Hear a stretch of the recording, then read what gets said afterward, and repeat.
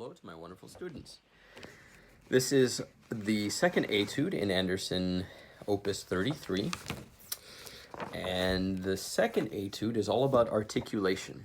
Articulation means how we pronounce our words, and in music, it's how we shape the notes with our tongue and our air to produce different lengths of notes, different shapes of notes, to give it definition.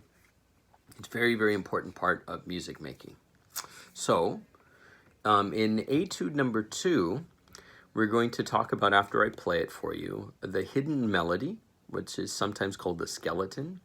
We're going to talk about how to make every single note the same length, and how to make it a cohesive piece of music, how to make it sound like a beautiful melody on top of that. So, without further ado, Andersen Opus 33, number 2.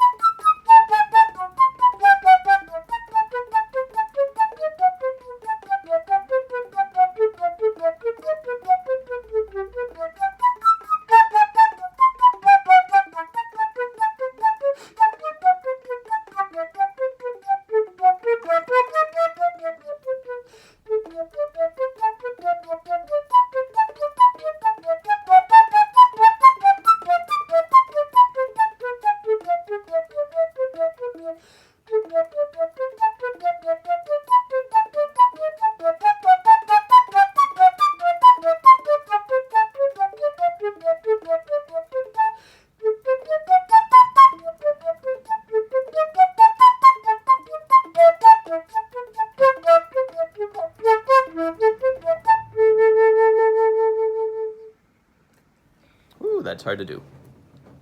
Okay. Staccato. Staccato doesn't mean short. Staccato means to have space between notes. There are many instances in classical music, and especially in the slow movements of a Beethoven symphony or a Beethoven piano concerto, where the length of the note is long. However, there's a staccato over it. The staccato is in reference to putting space of silence between the notes. So, in this case, the tempo is moderato. This is on the faster click of speed. When music is faster, when music is faster, staccato notes tend to be shorter. When music is slower, you have a choice to make the staccato note either very, very short or to make it a long note with space afterwards. This is a very, very important nuanced idea, and I want you to get it now rather than be scolded for it later. It's very important, and usually when we're young music students, our first teachers just tell us that staccato means short.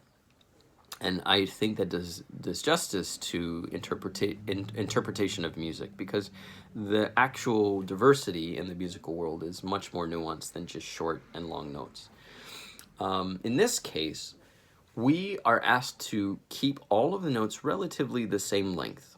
My teacher, John Barcelona, who I owe most of my knowledge and my skill as a flute player to, I love him dearly, dearly, dearly, and I appreciate everything that he ever taught me.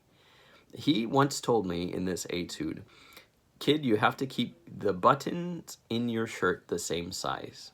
You know how some shirts have little buttons? I have 3 in mine. It's kind of hard to see in the video. But his metaphor meant that when flute players play a piece or a section of a piece, that's like our etude number 2. That's all the same value of note. It's very, very important, at least as an exercise, to be conscious of the length of all of those. In this case, we're more or less trying to keep them all the same, like the buttons in your shirt, the same size. If you are not in control of your articulation, some notes will be longer, some notes will be shorter. It's just like having buttons that are normal size, and then this one is a big clown circle, and then you have a tiny, tiny little one on the top. to the musical ear, it doesn't sound right. So always remember, keep the buttons in your shirt the same size. Keep the note length of a certain section of music consistent and under your control. That's what this is helping us with. It's difficult though, because as you crescendo, the tendency is for your note lengths to get longer. And as we diminuendo, as we diminish our sound, the tendency is for notes to get bigger, to get longer. And we have to control that. So, in the first line, we have actually two different melodies happening at the same time. This is called compound lined. If I just played the first note, the third note, and the fifth, all the odd notes, we would have flute part 1 of this duet. Listen, I'll slur them so you can hear it.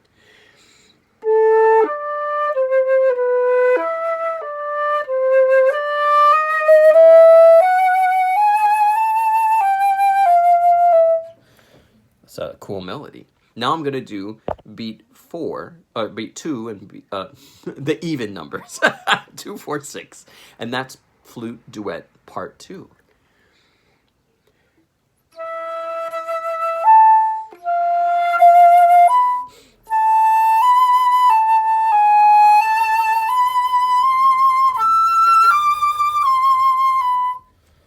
Compound line means you have two different flute parts, but you're playing them at the same time. My recommendation, my friends, is to bring out the first note of every measure. In this case, it's the B, the A, the A, which is the first note of the first measure, leads to the B in the second measure. And all the rest of the notes are more or less inconsequential.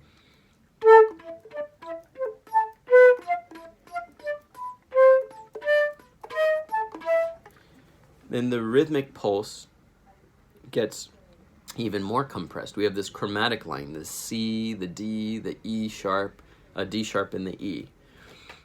In college, you'll be studying in a class, you'll be studying Schenkerian analysis.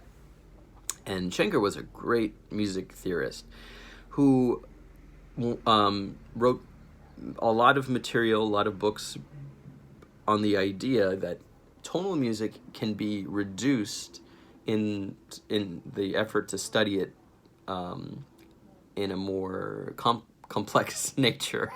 I'm stumbling over my words. But in order to study music at its essential base, you could strip away all of the decorations, all of the ornaments, like upper neighbors and lower neighbors, scales and arpeggios. You can reduce it to one simple idea to find what is essential in the music. So Schenker would take something like our Etude number 2 and only focus on the important notes. In this case, in an effort to be Schenkerian, the A is the important one in the first measure, the B in the second measure, and then we have that C, D, E, D sharp, and E. It's all a chromatic line going to the next note, which is the E. In this way, you can have a simple melody that is like the thread of a necklace. All of the notes of the piece are the beads of the necklace, and the skeleton, or the thread, or the Schenkerian reduction, is what we're really listening to subconsciously. It's a very advanced idea, and you'll get much further into it as you get older and study music in a very, very detailed way.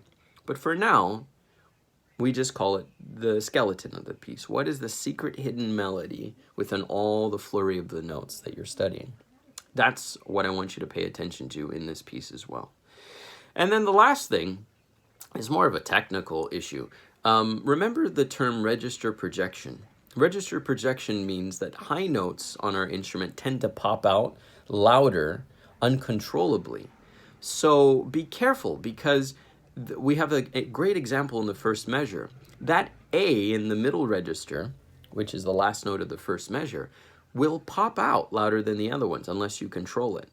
Now, if you were a singer, you wouldn't sing it like this. La, mi, re, mi, do, la. The A at the end should not pop out loudly, but on flute it happens all the time if you're truly paying attention. I'll try to blow my ear the same, and you'll hear that pop out.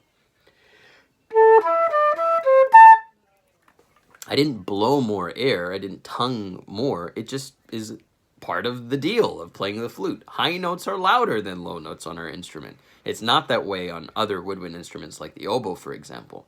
Oboes have such a rich middle and low register. They don't have to work very hard to get those to be loud, but we do as flute players. So our curse and our blessing is that our upper register notes are much more resonant, much louder than our low register notes. In this case, however, the composer wants the exact opposite.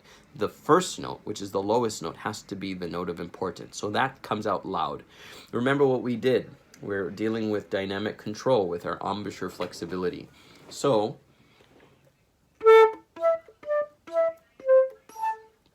that's what you should do. I slowed it down so you could hear the first note, A, is the loudest one, and then the rest of them you have to mute. At a fast tempo, it helps us delineate. It helps us listen to the important notes and the non-important notes and separate them much easier.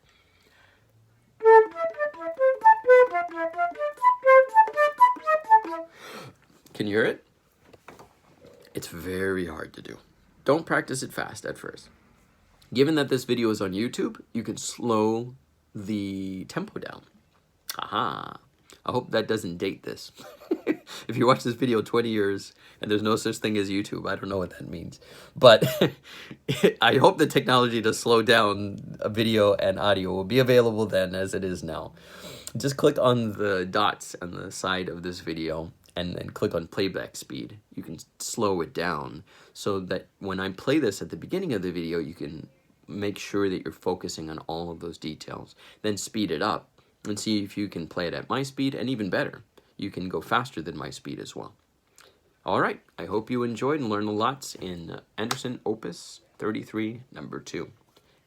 Remember, your video is due 1 day before your next lesson. I like to hear those videos and be able to study them and try to see how I can help you best in your next lesson. Good luck, everybody. Take care.